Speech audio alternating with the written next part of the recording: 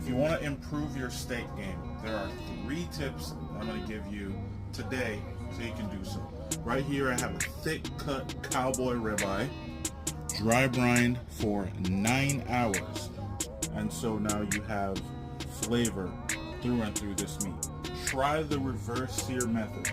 For example, I like my steaks medium rare. I'm going to cook it to about 110, 115.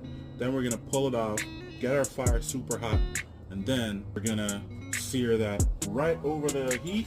We'll pull it off at about 125 degrees, and then we're gonna let that rest for about 10 minutes or so. Should be great. Use a thermometer.